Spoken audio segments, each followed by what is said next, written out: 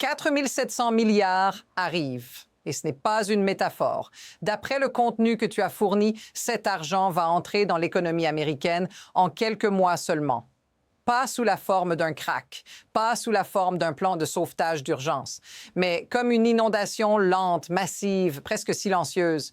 Voilà le paradoxe. Au moment même où ce flux commence à se former, la majorité des investisseurs regardent ailleurs. Le texte affirme que 90% des investisseurs n'ont absolument aucune idée que ça arrive, alors que Wall Street sait déjà et que l'argent est en train de se positionner. Et si cette asymétrie te concerne directement, c'est parce que dans ce type de cycle, le risque n'est pas de se tromper. Le risque, c'est d'arriver après. Ce qui est décrit ici n'est pas présenté comme une simple politique fiscale. C'est décrit comme un catalyseur de marché, un mécanisme capable, selon le texte, de créer de nouveaux millionnaires tout en détruisant des portefeuilles mal positionnés. Pas par erreur, pas par panique, mais par timing. L'auteur insiste, ce n'est pas politique, peu importe que tu aimes ou détestes Trump. Ce qui compte, c'est ce qui se passe quand 4,7 trillions de dollars commencent à circuler. Pour te donner une échelle concrète, le contenu compare ce montant à 3 fois la taille du plan de sauvetage bancaire de 2008 et à près de 20% de l'économie américaine, injectée en moins d'un an. Ce genre de chiffre ne passe jamais sans laisser de traces. Mais voici la partie que beaucoup ratent. Cet argent n'arrive pas d'un seul coup, il arrive par vagues. Et selon le texte, ces vagues ont déjà une chronologie précise, des gagnants probables et surtout une fenêtre qui se referme vite. L'histoire montre que lorsque ces cycles deviennent évidents à la télévision, l'argent facile est déjà parti. Les institutions sont déjà en place. Les particuliers arrivent quand le mouvement est visible, pas quand il se construit. C'est là que la plupart des gens se trompent, non pas sur la direction, mais sur le moment. Alors la vraie question n'est pas « est-ce que ça va arriver ?» Le texte part du principe que oui. La vraie question, beaucoup plus inconfortable, c'est où seras-tu placé quand la première vague commencera réellement à toucher le marché? Parce que comprendre qu'un flux arrive ne suffit pas. Ce qui change tout, c'est de savoir quand il commence et quand il est déjà trop tard. Ce qui est en jeu ici ne se limite pas à une mesure isolée. Selon le contenu que tu as fourni, l'événement central est le passage en mars 2025 d'un nouveau paquet fiscal présenté comme Tax Cuts and Jobs Act 2.0. Le texte affirme que ce projet n'a jamais été conçu pour produire un effet immédiat, mais pour déclencher un impact différé, organisé en plusieurs vagues. Et c'est là que le cadrage change complètement. On ne parle pas d'un chèque unique ni d'un stimulus ponctuel. On parle d'un calendrier. Un calendrier où l'argent commence à bouger bien avant que la majorité des gens ne réalisent que quelque chose a changé. Le texte décrit 3 grandes fenêtres temporelles. La première démarre entre avril et juin 2026, liée à la saison des remboursements fiscaux, avec un détail clé. Cette année-là, ces remboursements sont avancés, certains dès la fin février. La deuxième vague s'étend de juillet à septembre avec le rapatriement de liquidités détenues à l'étranger par les entreprises américaines. La troisième arrive au 4e trimestre, portée par la dépréciation accélérée et les dépenses d'investissement. Ce découpage n'est pas présenté comme théorique, mais comme intentionnel. Maintenant, observe ce que le texte met en avant sans insister lourdement dessus. Il est question de 1,2 trillion de dollars pour les particuliers, 2,1 trillion pour les entreprises et 1,4 trillion pour l'investissement productif. Mais la question implicite n'est pas seulement combien, c'est comment. Parce que l'argent ne se comporte jamais de manière neutre. La façon dont ces flux se déplacent détermine qui bénéficie de l'élan et qui se retrouve à courir derrière. C'est ici que l'histoire cesse d'être abstraite. Le texte rappelle que ce type de dynamique a déjà existé, mais à des échelles plus réduites. Il cite les baisses d'impôts de 2017, celle de Bush, et même l'ère Reagan, avec à chaque fois une hausse marquée des marchés après l'injection de liquidités. Mais voici le retournement clé. En 2026, le contexte est différent, le chômage est déjà bas, la demande est décrite comme encore contenue et la Réserve fédérale est en train de baisser les taux. Ce n'est pas un cycle de reprise, c'est du carburant ajouté à une économie déjà chaude. Et c'est précisément là que le récit bascule. Parce que si ce n'est pas pas une réparation du système, mais une accélération, alors la question n'est plus « est-ce que ça va marcher ?» La question devient qui va absorber l'impact en premier et qui va rester exposé quand la vitesse augmentera? Car une fois que cette mécanique est lancée, elle ne s'annonce pas poliment, elle se manifeste. Et ceux qui attendent la confirmation publique arrivent toujours après la première vague. Voici maintenant le premier point de preuve dure, celui qui transforme cette histoire en mécanique concrète. D'après le contenu, environ 1,2 trillion de dollars doivent arriver directement chez les ménages américains sous forme de remboursements fiscaux, soit en moyenne environ 8 500 dollars par foyer. Ce n'est pas une projection vague, c'est présenté comme une estimation issue des chiffres du Congressional Budget Office et du Trésor. Et le détail clé, celui qui change la lecture, c'est le timing. Ces remboursements commencent dès la fin février, soit plus tôt que lors des cycles précédents. Autrement dit, l'argent commence à circuler alors même que beaucoup de gens pensent encore que rien n'a vraiment changé. Le texte ne se contente pas de dire que l'argent arrive. Il explique ce que les gens font réellement quand il arrive. En se basant sur des données historiques de comportement fiscal, il affirme qu'environ 35 % partent immédiatement dans le remboursement de dettes, 25 % dans la consommation discrétionnaire, 20 % dans l'épargne et les investissements et le reste dans les dépenses essentielles.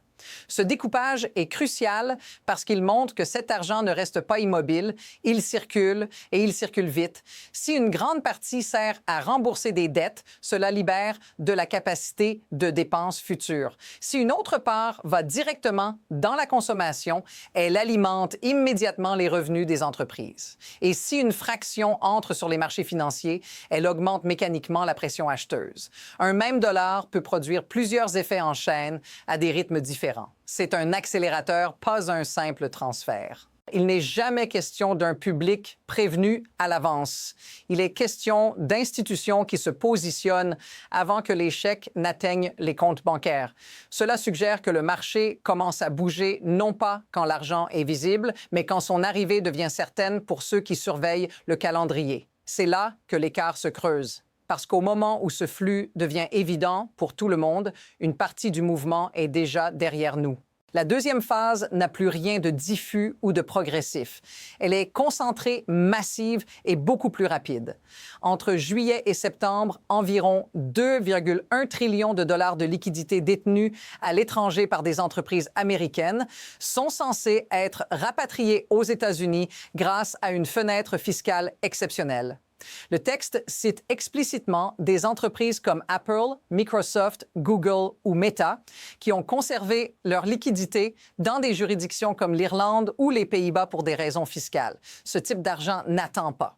Historiquement, environ 40 % de ces sommes servent à des rachats d'actions, 30 % à des dividendes, 20 % à des fusions-acquisitions et seulement 10 % à de l'investissement productif direct. Cette répartition agit directement sur les prix des actifs. La dernière grande période de rapatriement comparable date de 2004 avec environ 312 milliards de dollars rapatriés. Cette année-là, le S&P 500 a progressé de 15 % et les valeurs technologiques ont gagné 22 %. Cette fois, les montants évoqués sont environ 7 fois plus élevés. Des rachats d'actions massifs deviennent attendus. Des dividendes plus élevés deviennent la norme. Des opérations de fusion deviennent routinières. Pendant que cela se produit, la perception générale reste en retard. Ce genre de décalage ne dure jamais éternellement. Il se corrige rapidement. La troisième dynamique n'est plus une redistribution, c'est une incitation à agir maintenant. Le dispositif de dépréciation accélérée permet aux entreprises de déduire immédiatement 100 % de leurs investissements en capital. Chaque dollar dépensé aujourd'hui devient fiscalement plus puissant qu'un dollar dépensé demain. Cette vague est estimée à environ 1,4 trillion de dollars de dépenses d'investissement. Elle se matérialise en machines, infrastructures, automatisation, énergie, modernisation des réseaux. Lors de cycles similaires, comme en 2017, l'investissement des entreprises a progressé de 6 % et les valeurs industrielles ont grimpé de 34 %. Combinée aux vagues précédentes, cette dynamique crée une pression cumulative. Les ménages dépensent, les entreprises rachètent leurs actions et en parallèle, elles investissent massivement. Dans une économie déjà décrite comme chaude, ajouter cette quantité de liquidité ne peut pas être neutre. Les dépenses d'investissement stimulent la demande de matières premières, les chaînes d'approvisionnement se tendent, les coûts montent et pendant ce temps, les marchés financiers continuent de monter. Pendant que ces 4,7 trillions commencent à circuler, la Réserve fédérale est déjà engagée dans une trajectoire de baisse des taux.